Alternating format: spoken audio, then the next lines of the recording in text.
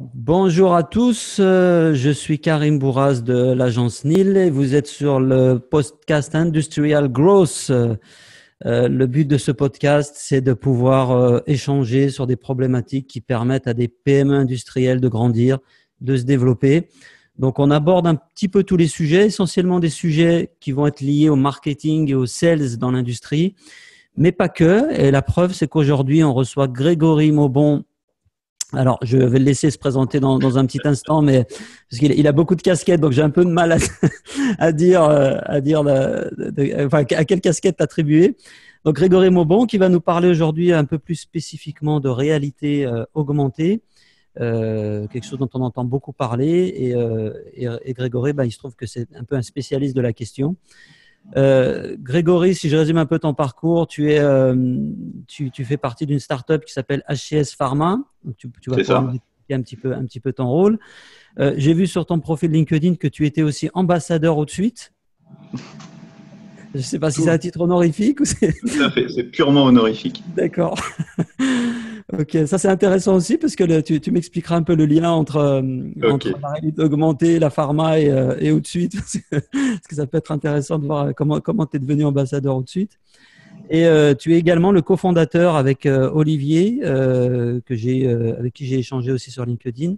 Oui. Olivier, vous êtes tous les deux les fondateurs de l'association ERAPRO. Donc, si j'ai bien compris, une association qui vise à promouvoir et à diffuser un peu les usages de la réalité augmentée, notamment dans le secteur industriel, parce que c'est ce qui nous intéresse un peu plus aujourd'hui. Grégory, est-ce que tu peux nous parler un peu de ton parcours et nous dire un petit peu ce qui t'a conduit progressivement à t'intéresser à ces questions-là? Alors, rapidement, hein, comme tu l'as dit, aujourd'hui, moi, j'ai un poste de coordinateur numérique chez HCS Pharma, donc une start-up de l'industrie pharmaceutique.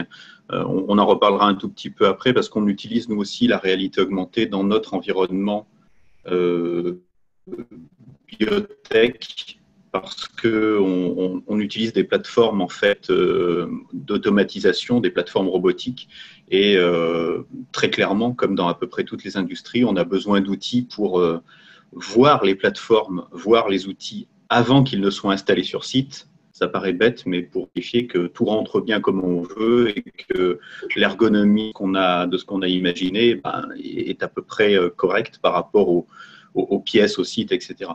D'accord. Donc, on pourra revenir là-dessus et puis faire le lien peut-être sur d'autres industries. Moi, à l'origine, je suis issu de la recherche publique, avec un parcours assez classique, hein. Un parcours qui a commencé plutôt du côté informatique et code dans la recherche publique, et puis, en physique, hein, mais on fait beaucoup de code.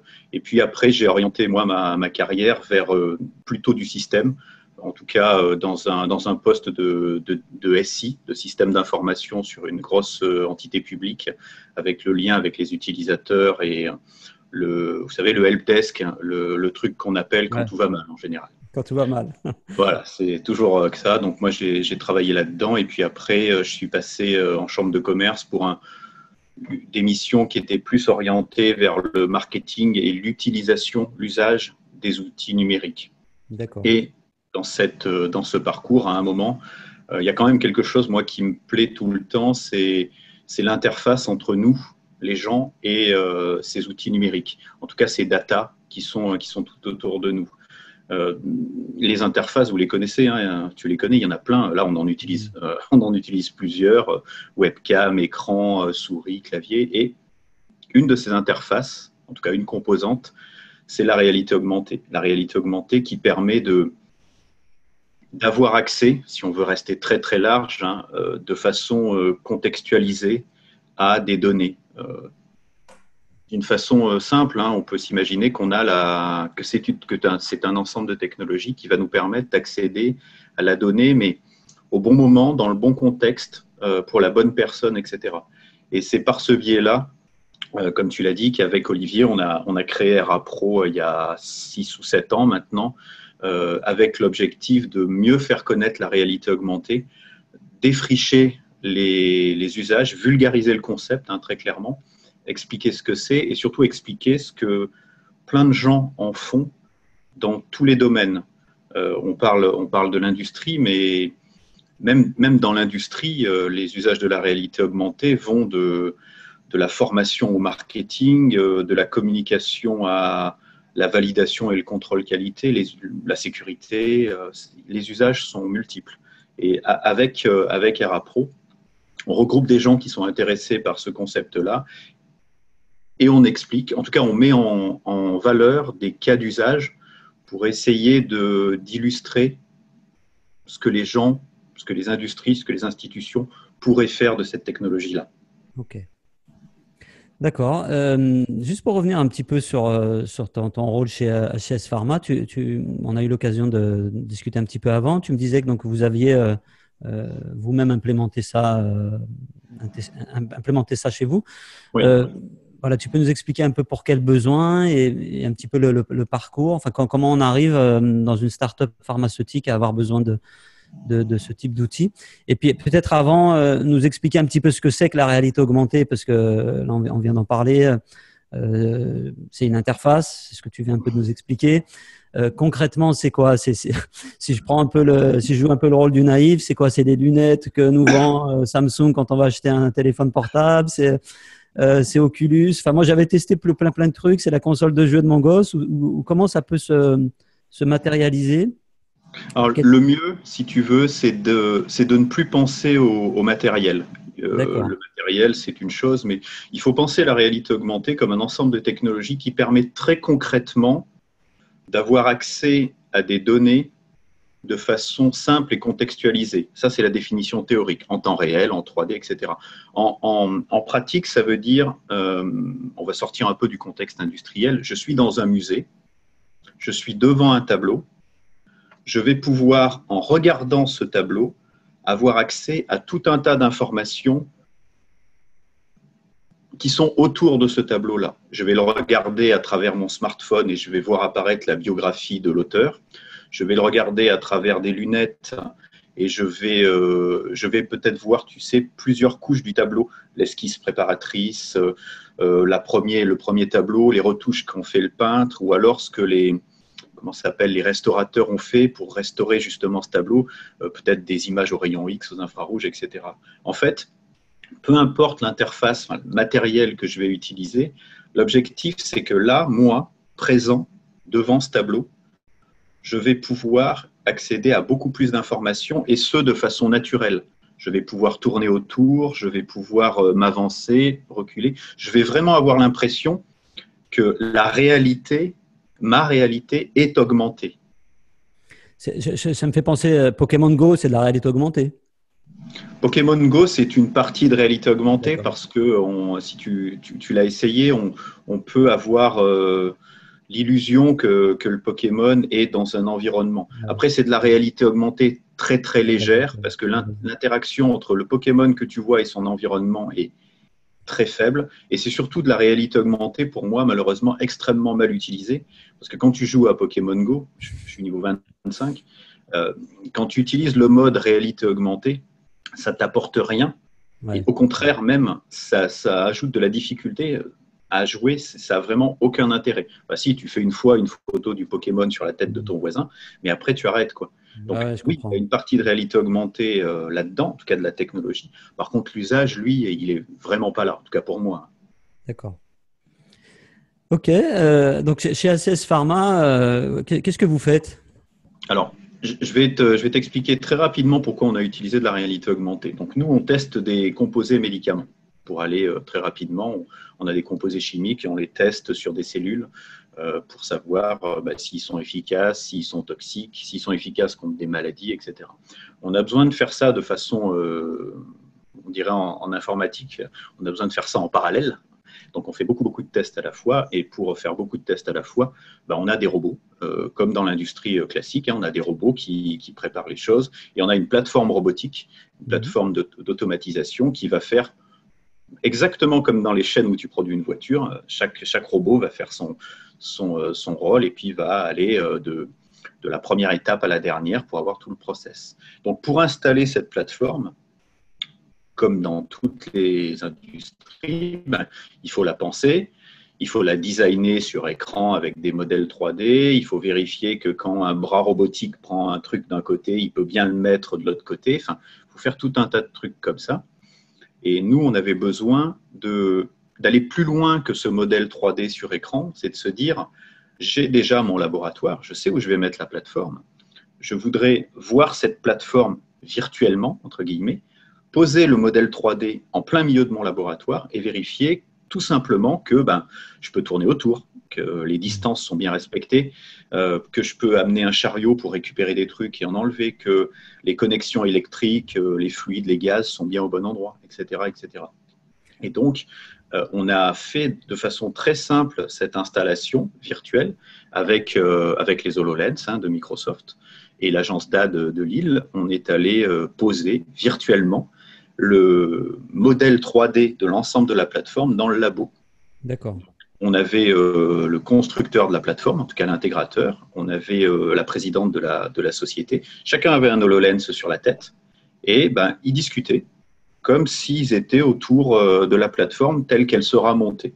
Et ils ont pu, de cette façon-là, voir qu'il y avait un petit problème de taille d'un côté, que de l'autre côté, il y avait quelque chose de mal positionné parce que quand on rentrait par la porte, on ne pouvait pas y avoir accès directement. Des choses qui paraissent très simples, mais qui ont évité de monter la plateforme et de se rendre compte au moment du montage qu'il y avait un problème. La plateforme vient des USA, donc une fois qu'elle vient, il vaut mieux qu'il n'y ait pas de problème. Parce que si elle doit repartir… Donc, c'est une démarche finalement qui est voilà très une agile. illustration très simple. L'idée, c'est d'avoir des problèmes avant D'avoir qu'il soit grave. Le matos. Ouais. Voilà. Quand tu as un modèle 3D et que tu fais ta validation dans ton atelier, on pourrait prendre plein d'exemples. Un imprimeur qui veut installer une chaîne d'impression dans un atelier, il peut faire la même chose que ce qu'on a fait nous.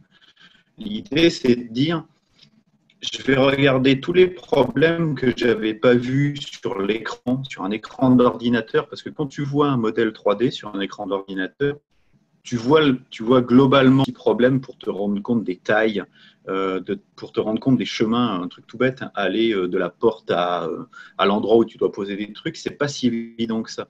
Là, avec de la réalité augmentée, c'est extrêmement naturel. Tu poses le casque sur la tête et c'est parti. Et tu vois qu'il y a un petit problème là parce que l'endroit où tu dois mettre des plaques est trop haut. Donc, tu modifies directement sur le plan. Tu fais tous ces petits ajustements et tu as évité 95% des choses qui te feraient perdre un temps fou s'il fallait les modifier une fois sur place. Un temps fou et de l'argent aussi. Donc, ça veut dire qu'on peut tout à fait, donc si je résume un petit peu, utiliser la réalité augmentée dans des phases de préconception, soit de produits, soit d'installation de chaîne. C'est d'autant plus simple qu'aujourd'hui, dans 99% des cas, pour des installations comme ça, tu as les modèles 3D. Donc, tu ne réinventes pas la roue. Les modèles 3D que tu utilises naturellement, tu les prends, tu les adaptes un peu. L'agence DAD qui m'a aidé à réaliser ça, ils savent toutes les petites imperfections du casque, par exemple, d'HoloLens, toutes les petites subtilités. Ils savent adapter le modèle, mais en termes de coût et de surcoût, c'est négligeable par rapport au prix de la plateforme. Ok. Et par rapport aux gains ou justement aux risques que tu pourrais avoir si tu n'avais pas fait ces tests-là avant d'installer ton matériel. Voilà. D'accord. C'est quoi en termes de budget? Parce que je ne veux pas forcément de chiffres précis, c'est peut-être des données que ça représente quel pourcentage d'un projet comme celui que tu viens de décrire. C'était un surcoût, enfin, entre guillemets, c'était un coût de combien? Aujourd'hui, nous, ce qu'on a fait, alors on a fait au plus simple. Vous pouvez jeter un œil sur YouTube, sur la chaîne HS Pharma. On a mis la vidéo pour montrer tout le processus d'utilisation. Vous verrez qu'on a fait au plus simple. Justement, on voulait être très simple parce que les utilisateurs, le leitmotiv, c'est de dire les utilisateurs, ils vont déjà être surpris quand ils vont voir un casque HoloLens. Déjà, ils n'ont pas l'habitude. Si tu vois ce que c'est pas… Bon, ça surprend un peu. Ouais. Par contre, l'objectif, c'est qu'en moins de 2 minutes, une fois qu'on leur a expliqué comment ça marche, on leur met sur la tête, ils oublient tout et ils se concentrent sur les problématiques de leur plateforme robotique. D'accord. l'intégrateur et le client. Et ça a marché. Donc, on doit être au plus simple. Ils doivent voir le truc, discuter ensemble et point. Ça veut dire que pour aller au plus simple, il faut très peu de choses. Alors, très peu de choses. Normalement, le modèle numérique, tu l'as. Donc, tu as une petite adaptation, mais ça ne va pas être un surcoût phénoménal. Il faut acheter des HoloLens, les $5 000 l'unité si tu fais, si tu les achètes directement, mais si tu passes par une agence, elle les a peut-être, etc. Donc, tu vois, le coût, il va être suivant les modifications que tu veux dans ton modèle 3D. Si tu veux aller plus loin en ayant des animations, des trucs un peu, tu vas avoir un coût entre, je ne sais pas moi, peut-être de 5 à 50 000 euros, je ne sais pas, tu vois, c'est large, mais… Mais en même temps, ce n'est pas forcément un coût important par rapport au risque que tu pourrais prendre si… Une plateforme, c'est entre 10 et 100 fois plus cher. C'est clair. Donc, ça veut dire que tu vas avoir un surcoût. Moi, je milite pour que l'intégrateur de la plateforme le propose d'office à ses clients. C'est-à-dire que moi, je dois construire une plateforme, j'intègre ce système directement dans la facturation pour au plus tôt aller valider avec mes clients sur place que c'est bien ce qu'ils veulent et qu'ils me disent bien, ils ont bien vu ce que c'était et c'est exactement ça qu'ils vont avoir. Donc, ça serait, pour toi, c'est un premier livrable dans un projet de ce type. Exactement. C'est un livrable incontournable parce que on voit les choses. Enfin, c'est bête à dire, hein, mais quand on voit tous les deux, clients et fournisseurs, la même chose, on peut discuter sur quelque chose de concret. Je ne sais pas si je peux aborder, mais c'est vraiment concret. C'est là. C'est pas un plan, c'est pas un truc. Et s'il y a la moindre modification, on la fait tout de suite. Moi, je suis convaincu que pour l'intégrateur, le gain de temps est phénoménal. Ce que je trouve intéressant, c'est ce côté un peu agile dans la méthode d'un méthode Scrum. C'est des méthodes agiles qui sont assez utilisées dans le développement informatique. C'est un peu ce que préconise ce type de méthodologie. Ouais. Et ça permet aussi de mettre les gens d'accord. C'est de se dire entre ce qu'a voulu le client, qu'il a parfois du mal à t'exprimer, ce que va faire le développeur de la plateforme ou de la machine ou du produit dans sa tête à partir d'un cahier des charges papier, des plans. Et je trouve que ça amène aussi cette dimension où on se donne la possibilité dans un projet de valider qu'on est bien en phase, de valider que ça colle bien avant de dépenser, de prendre du retard dans le projet. Enfin, je trouve que c'est vraiment tout à fait en lien avec ce type d'approche. Et donc, dans l'industrie, ça devrait parler à des industriels. Tu as tout à fait raison. Moi, j'utilise beaucoup dans tous mes projets, alors pas la méthode agile telle qu'on l'entend dans la programmation, parce que des fois, c'est un peu plus compliqué, mais en tout cas, la philosophie de la méthode agile, pour dire chaque fois qu'on peut, on fait un livrable, même s'il n'est pas fini, c'est pas grave, il vaut mieux valider un truc qui est incomplet que le compléter et se rendre compte à la fin que on a tout faux, il faut recommencer. Ce système-là, il est là pour implémenter, en fait. Il est là pour être toujours d'accord. Et c'est ça qui est extraordinaire. Ça veut dire qu'avec ces outils-là, un domaine qui n'était pas forcément le plus agile qu'on puisse imaginer, de l'industrie lourde, faut être clair, quand on met des robots, c'est cher, c'est lourd, c'est vraiment de l'industrie telle qu'on l'entend. Et bien, ce domaine-là peut lui aussi devenir aussi agile que les autres. Simplement, il va utiliser un outil un peu spécifique, mais toutes les composantes, il les a déjà. Donc justement, concrètement, si on veut… Alors, la plupart des fabricants de plateformes, enfin, je suis pas… Est-ce que le marché est mature? Est-ce qu'aujourd'hui, à ta connaissance, on a l'utilisation de cette technologie qui est très présente? Moi, je ne la rencontre pas souvent, en tout cas chez les clients avec qui on travaille. J'ai pas encore l'impression que c'est vraiment entré dans les mœurs, alors que je viens de comprendre que finalement, c'est pas si compliqué que ça. En tout cas, si on suit un peu ce que tu viens de nous dire, effectivement, les plans, on les a déjà, les choses, le développement. Donc, j'imagine qu'il doit y avoir des agences ou enfin des prestataires capables d'accompagner aussi les boîtes là-dessus. Donc, ils doivent faire ça très bien. Donc, ça veut dire que je suis pas obligé, moi, d'investir en interne si je suis industriel chez un développeur et du matériel. Je peux confier ça aussi à des prestataires. On en est où sur la maturité un petit peu du marché aujourd'hui? La maturité, elle est complexe à définir. Il n'y a pas une maturité globale parce que la réalité augmentée, dans l'esprit du grand public, elle n'est pas très ancienne. Moi, si j'ai à donner une date, je donne 2007, c'est l'arrivée de l'iPhone. Voilà, En gros, alors c'est à la hache, hein, mais on a dans la main quelque chose qui a toutes les caractéristiques pour faire de la réalité augmentée. Il calcule, il a un grand écran, il a une caméra, voilà, on a à peu près tout ça. Donc, à partir de 2007, on voit que le nom réalité augmentée et les illustrations, les use cases se diffusent de plus en plus. Mais la réalité augmentée, elle a commencé dans les années 70-80. Elle est beaucoup plus ancienne. Des grandes industries utilisaient de la réalité augmentée en 90 et en 2000. Bon, ça coûtait beaucoup plus cher, c'était beaucoup plus compliqué, mais ils ont commencé à utiliser ça. Donc, si tu veux, la maturité, elle grandit doucement parce qu'elle est très inégale entre une utilisation de contrôle qualité et une utilisation de formation ou d'installation et de maintenance. Aujourd'hui, la réalité augmentée, elle est utilisée en formation. Il y a même des boîtes qui précisément savent chiffrer le retour sur investissement de cette technologie-là. Le GNFA en Bretagne, qui forme les apprentis de l'automobile. Faut aller voir Laval Virtual University qui a monté pas mal de formations avec des grandes boîtes. Les retours sur investissement, on les connaît. Donc là, il n'y a plus trop de discussion. Même si ça ne veut pas dire que tout le monde l'utilise, hein. Mais en tout cas, si on veut des chiffres, on les a. En termes de contrôle qualité, ce qu'a fait la filière d'Airbus Testia, par exemple, sur les contrôles qualité d'Airbus, sont fiables, ou la DCNS a fait ça, certains, un chantier naval, enfin, plusieurs entreprises ont montré qu'on fait des gains, Boeing aussi, on fait des gains phénoménaux en termes de rentabilité, en termes de temps, hein, donc de rentabilité, en utilisant de la réalité augmentée. Donc, on a ces exemples-là, on peut les trouver. Après, on se heurte quand même à une difficulté qui n'est pas négligeable, c'est qu'aujourd'hui, les interfaces en eux-mêmes sont pas les plus simples à prendre en main. On a parlé d'HoloLens.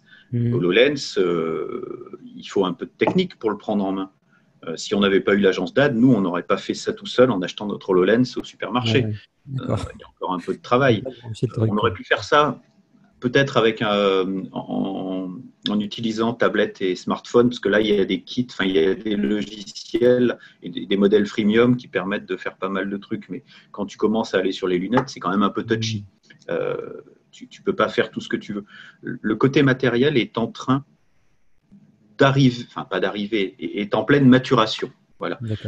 Moi, je pense, tu vois, on est en 2017, je pense qu'il va falloir attendre jusqu'en 2020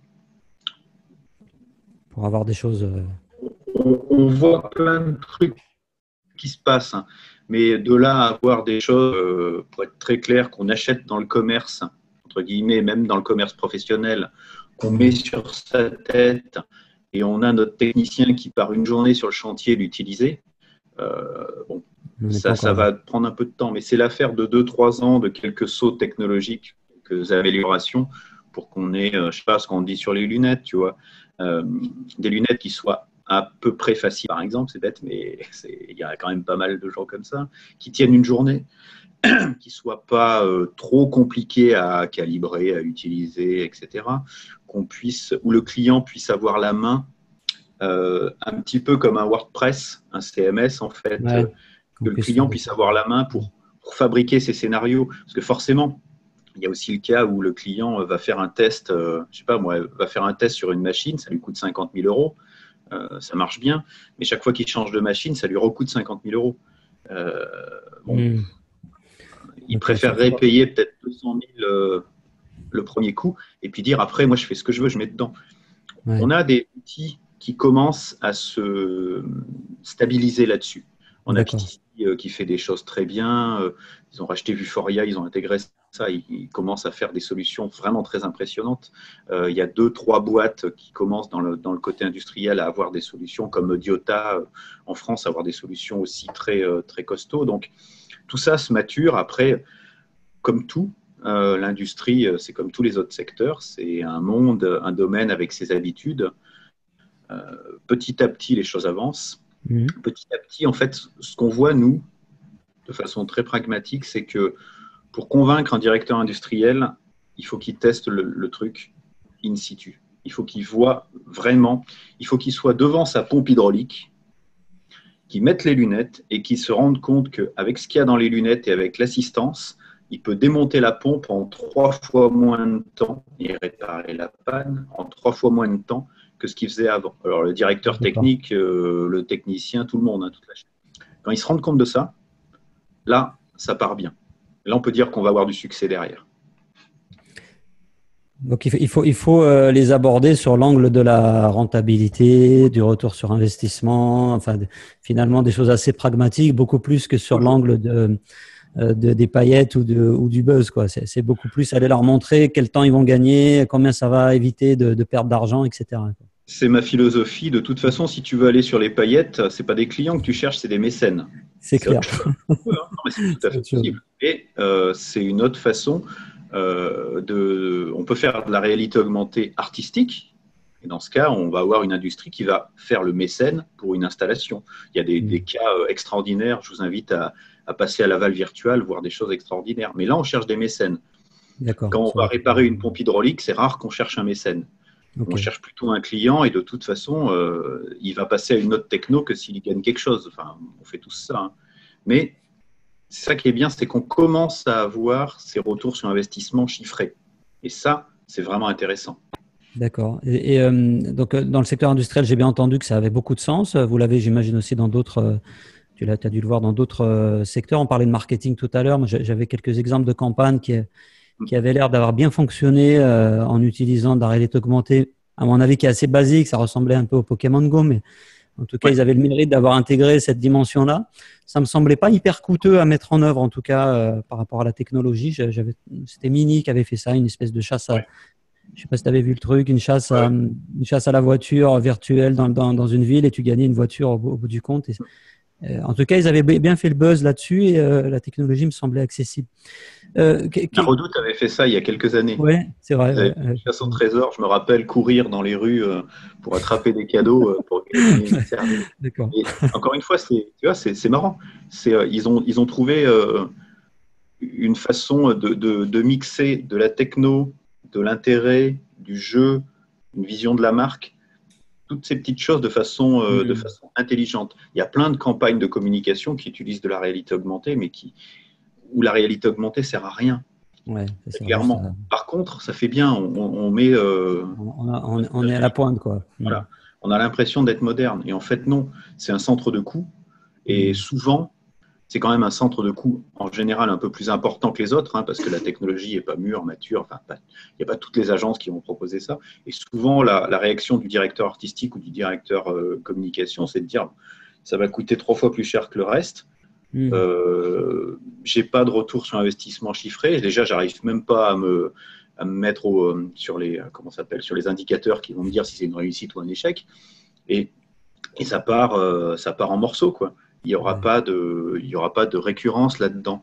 Alors que d'autres, tu regardes le catalogue Ikea. Moi, c'est un exemple que je donne parce que je trouve ça vachement intéressant. Le catalogue Ikea, c'est sa 3e ou 4e édition en utilisant de la réalité augmentée. Ils sont pas stupides chez Ikea. Hein. Si la première fois, ça leur avait pas rapporté quelque chose, la seconde, on va dire, je pense qu'on n'en serait pas à la 4e édition. Ouais, c'est clair. On voit que le retour sur investissement, quand on veut le mesurer, alors quand on veut le mesurer, pas on peut, hein, parce qu'on peut toujours mesurer des trucs, ça c'est aussi quelque chose d'important, mais quand on fait de la communication, en théorie, c'est la base. Quand on fait une action de communication. C'est fait bien de le rappeler, c'est pas toujours aussi évident. Mais… Moi, ça me paraît, c'est peut-être à force de travailler dans l'industrie, mais si on ne sait pas qu'est-ce qu'on considère, nous, comme une réussite dans la communication, c'est quoi? Je ne sais pas, moi, je veux 1000 utilisateurs, je veux 3 likes Facebook, peu importe à la rigueur l'indicateur, je veux être le premier à utiliser ça, ça peut être un indicateur. Mais si on ne l'a pas au début, on ne peut pas, à l'issue d'une campagne, se dire non, est-ce que c'est un échec, est-ce que c'est une réussite? Ça paraît tellement bête à dire. C'est bête, mais malheureusement, moi j'ai souvent l'occasion de le dire, soit dans des podcasts, soit dans des vidéos, soit dans nos billets de blog, on constate comme très très souvent que y a beaucoup de gens qui pensent pas à le faire ou qui le font mal ou qui se fixent pas d'objectifs et c'est vrai aussi dans le secteur industriel. Hein. C'est vrai aussi. Souvent, moi je pousse beaucoup quand j'ai travaillé en direct sur du consulting en réalité augmentée. Souvent les objectifs ils sont dans la tête des gens. Même s'ils ne le disent pas. Il faut leur faire accoucher ces objectifs-là et surtout leur faire noter pour aussi qu'il n'ait pas d'objectifs complètement irréalisable. Le pire qu'on puisse arriver, c'est justement ces objectifs non dits. Parce que souvent, on va travailler avec un développeur, une agence, n'importe quoi, qui va comprendre quelque chose, qui va lui se dire, OK, les objectifs, c'est ça. Et à la fin, au bilan, on aura quelqu'un qui aura dit, bah, regardez, ça marche, on a 300 likes, mais sauf que ce n'est pas des likes qui voulaient l'autre, et 2 contrats, je ne sais pas. Et c'est vraiment ce type de non-dit qui peut pourrir un dossier et qui, pour le coup, en réalité augmentée, peut convaincre le client en face que finalement, la techno, ça ne sert à rien. On a acheté quelque chose un peu plus cher que le reste, on l'a testé, on en reste au prototype et on oublie. Ça, c'est vraiment… C'est une très bonne introduction. Justement, c'était un peu ma question d'après. Donc, on commence déjà, si on veut implémenter ou si on veut mettre en place un projet de ce type, on commence déjà par se fixer des objectifs. Ça paraît… je le répète à chaque fois, mais l'idée, c'est de dire si on ne sait pas ce qu'on veut, il y a peu de chances qu'on l'ait. Qu'on l'obtienne. Donc, ça paraît bête. Hein. Moi, quand je commence à travailler donc sur l'aspect vraiment consulting RA avec un client, j'essaye de voir avec lui les besoins qu'il imagine résolus par la RA. D'accord. Si ce n'est pas clair, on creuse encore. On continue à creuser. Parce qu'il n'y a pas qu'une technologie dans la vie, même si je préfère travailler avec la réalité augmentée, on peut tout à fait résoudre des besoins avec d'autres technologies. Et souvent, d'ailleurs, on a un mix de technologies pour résoudre tout un tas de besoins parce qu'on les veut moins chers, plus robustes, etc. Donc, travailler sur ces besoins-là, c'est la première chose. Valider que la réalité augmentée, elle peut répondre à ces besoins pour un coût défini, pour un périmètre défini, enfin, faire toute cette partie-là, ça va permettre de nous dire, OK, l'objectif, c'est de faire ça dans 2 mois. Et je vais lancer mon projet sur de la réalité augmentée. Est-ce que je peux utiliser des choses sur étagère? Est-ce que je veux quelque chose qui existe déjà et je veux juste l'adapter? Est-ce que je suis prêt à aller beaucoup plus loin? Est-ce que je suis prêt à faire de la R&D vraiment pour améliorer quelque chose qui existe ou même trouver quelque chose qui n'existe pas? Toutes ces questions-là, je suis assez fatigant, c'est ce que m'ont dit mes clients au début. Bon, après, ils étaient contents, hein, mais je suis assez exigeant. Ouais, pour leur faire cracher ces choses-là, parce que pour moi, c'est vraiment le plus important. Et j'insiste sur le fait, mais des fois, la conclusion, c'est de dire, mais la réalité augmentée, objectivement, elle va vous servir à rien. Donc, vous pouvez y aller, il n'y a pas de souci. Par contre, soyez au clair que cette technologie autre, elle est plus rapide, elle est moins chère et elle fournira le résultat. J'apprécie beaucoup ce que tu dis là, parce que ça rejoint exactement ce que je dis souvent à des clients qui veulent se lancer dans des mots, l'inbound marketing, c'est à la mode, tout le monde veut en faire. Et j'ai souvent ce cas-là de gens qui veulent faire de l'inbound, mais qui sont pas au clair avec leurs objectifs. Et je pense que là, ce que tu dis, ça rejoint tout à fait ça, quoi. Il faut. Après, il faut être clair avec les clients. Moi, la conclusion, c'est leur dire, OK, on a vu que la réalité augmentée, c'est peut-être pas le plus adapté. Par contre, si vous voulez vous faire plaisir et mettre X milliers d'euros dans un truc de RA, on peut le faire. Clairement, non mais exprimez-le, que ce soit pas un non-dit. Et dans ce cas, vous allez vous faire plaisir. Et on va arriver à ces résultats-là. Et des fois, comme on reste dans une démarche agile, tu sais, on part avec ce projet-là, puis en fait, on arrive là. Donc, des fois, on arrive à d'autres choses aussi. Il n'y a pas de bonne raison, ni de mauvaise raison, finalement, d'utiliser de la réalité augmentée. Pour moi, il y a juste des objectifs. Point. OK. Donc, une fois que j'ai mes objectifs, c'est quoi les conseils que tu peux donner? Parce que ça peut paraître complexe si on l'a jamais fait. J'imagine que s'adresser à des consultants ou à des associations ou à des prestataires qui ont un peu cette expérience, c'est peut-être un premier pas. Qu'est-ce que tu recommandes de faire? Comment on peut s'y prendre? Pour moi, il n'y a pas, là aussi, j'ai vu un peu tous les cas, il n'y a pas de solution toute faite. En fait, la réalité augmentée, c'est comme dans toutes les technologies, c'est comme changer votre chaudière. Vous avez l'idée de changer votre chaudière, soit vous savez le faire, soit vous ne savez pas le faire. Quand on ne sait pas changer sa chaudière, on fait appel à un plombier chauffagiste. Ça paraît naturel dans la vie. Quand on ne sait pas faire de la réalité augmentée, qu'on est une boîte, on appelle un spécialiste de la réalité augmentée, plusieurs, et puis on voit si on a le feeling, on essaye d'établir un premier cahier des charges. Le premier cahier des charges d'une application de réalité augmentée, ce n'est pas un cahier des charges technique. C'est déjà définir les besoins dont on parlait tout à l'heure. Être au clair là-dessus. L'envoyer à quelqu'un en lui disant, voilà, je veux faire ça. Voilà le budget que j'ai. Alors là, j'insiste beaucoup aussi. Ça coûte quelque chose. Ça va coûter de toute façon. Donc, si vous n'avez pas de budget, dites-le clairement, que la personne en face ne perd pas de temps. Il y a plein de façons de faire des trucs sans budget. L'argent, c'est jamais un frein. On peut toujours imaginer des choses pour une première étape, quelque chose. Mais par contre, il faut que ce soit clair entre les relations d'affaires. Vous allez avoir le feeling avec un consultant, une boîte qui va vous montrer ce qu'elle a réalisé, ce qu'elle peut faire, peu importe à la rigueur. Ne pas rester seul, pour moi, c'est extrêmement important. Se faire conseiller. De toute façon, il y a deux façons de faire. Soit se faire conseiller, soit prendre du temps pour se mettre à niveau dans le domaine. Les deux sont bien. J'ai des boîtes que j'ai accompagnées où on a trouvé que c'était beaucoup mieux d'internaliser la compétence parce que un cabinet d'architecture, par exemple, qui voulait faire de la réalité augmentée pour tous ses clients, clairement… Il va en avoir besoin régulièrement. Voilà, il vaut mieux… en fait, il faut que la personne soit suffisamment compétente pour que déjà elle sache ce qu'il est possible de faire et ce qui n'est pas possible. Donc là, OK, on internalise. Pour d'autres cas, on passe par un prestataire.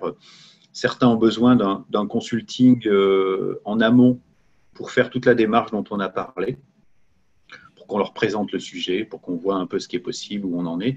D'autres n'ont pas besoin, ont une idée claire, ils peuvent aller voir un prestataire et demander carrément un devis. En fait, comme dans tous les domaines, toutes les voies sont possibles. Le vrai truc, c'est vraiment d'être au clair sur ses objectifs, son temps et son budget. À partir de là, on peut avancer. Tout va bien se passer. Ok, c'est vraiment passionnant. Pour conclure un petit peu, je suis sur votre blog, enfin sur le site là, donc augmented-reality.fr. Je vais mettre toutes les références là dans la description du podcast, comme ça les gens pourront y aller. Vous à l'association, vous pouvez aider des entreprises au moins à dégrossir un petit peu en amont. C'est quoi un peu votre rôle par rapport à ça? Comment on peut On a, alors le premier rôle, tu l'as vu, c'est vraiment de faire de l'explication. C'est tous les articles. À la rigueur, si quelqu'un veut un renseignement sur un projet qu'il peut avoir en réalité augmentée, il va sur le site, il tape son secteur dans le moteur de recherche et puis il voit si on a fait des articles, des interviews pour avoir une idée. Après, on a mis en place il y a quelques années une agora pour faire se rencontrer des gens qui ont des besoins et des gens qui ont des compétences. On ne fait pas du travail de consulting sur le site, on ne fait pas de la réalisation, ce n'est pas notre but.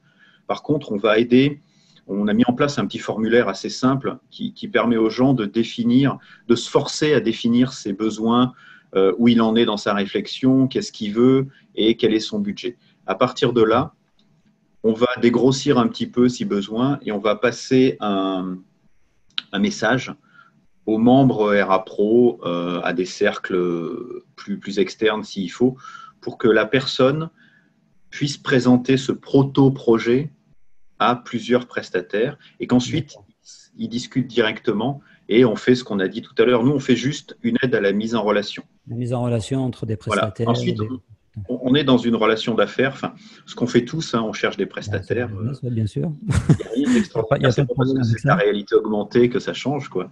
On est toujours dans cette démarche-là. Mais nous, ce qu'on fait, c'est juste aider à peut-être éviter de perdre trop de temps et lancer les 3-4 premières pistes qui vont permettre aux clients d'aider encore une fois à maturer son projet, à être plus précis, à s'engager sur des livres, sur des contrats. Je pense que vous avez un rôle qui est vraiment essentiel par rapport à ces technologies-là, enfin ces outils-là. On espère en tout cas dire aux gens qu'il faut y aller. Il vaut mieux, c'est ce qu'on disait au début, c'est dans la démarche agile, il vaut mieux commencer par un petit projet avec quelques points que se lancer sur un truc de 3 ans et qui va coûter une blinde. Il faut voir. La réalité augmentée, il faut la voir. Donc, commencez par un petit proto, trouvez un prestataire avec qui vous avez le feeling, Faites quelque chose de simple, montrez-le. Souvent, dans les boîtes, on a les directeurs de l'innovation, les gens qui ont besoin souvent de convaincre au-dessus. Ouais. Eh ben, ça peut être un premier POC. Voilà, faites un POC, un truc simple, avec un cas ultra concret. Ça, c'est vraiment le conseil. On ne fait pas dans la science-fiction, on va tourner un écrou, mais vraiment, c'est ultra concret. Je trouve que c'est important de le dire parce que voilà. On peut avoir le sentiment que c'est réservé à des projets un peu voilà, futurs. On le fait. C'est très concret, quoi, tout ça. Voilà, il faut que ce soit très concret. Il faut que le résultat, en fait, il faut que la promesse soit simple à comprendre et que le résultat soit évident à évaluer. À partir de là, on va rentrer dans la démarche agile. On va augmenter en fonctionnalité, on va rajouter des trucs, ça va coûter plus cher, mais il y aura plus de retour sur investissement. Et puis, tout le comité de direction, quand il aura vu que c'est bon, ça marche, on pourra y aller, on pourra penser investissement. Mais il faut absolument commencer. Ok, écoute, Grégory, merci beaucoup pour tous ces conseils. J'espère que ça va permettre de dédramatiser ou en tout cas entre guillemets, de vulgariser un petit peu l'usage de tout ça. Moi, ça me paraît beaucoup plus clair. En tout cas, ça l'est pour moi. Tous les liens que tu as cités, là, je les ai notés. Je vais essayer de les mettre pour nos auditeurs dans la liste dans le petit descriptif du podcast et on partagera sur un billet de blog aussi. Okay. Merci encore pour tout ça. Donc ça, c'était l'épisode 4 de notre podcast Industrial Growth. Le but, encore une fois, c'est de discuter de tous les sujets qui peuvent aider l'industrie française peut-être à progresser et à développer pour des PME leur business. Grégory, merci beaucoup. À très bientôt. Karim. À bientôt. Au revoir. Au revoir.